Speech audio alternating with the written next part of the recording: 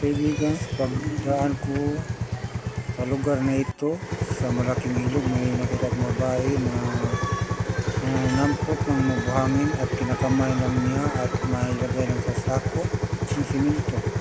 Hindi niya alintana ang malakas na ambon ng ulan. Patuloy pa rin siyang naglipong ng mabuhangin at yun na nga mga kaibigan, nilagay niya sa isang sako ng siminto. Gusto ko sanang lapitan pero wala akong panahon dahil may nilalakad ako. At siguro pabalikan ko na lang siya.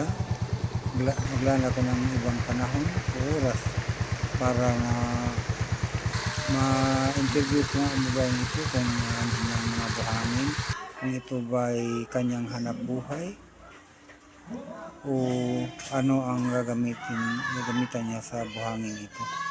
Kung hayan mga kaibigan ang pagbabalik ko na para makausap ang babae nito.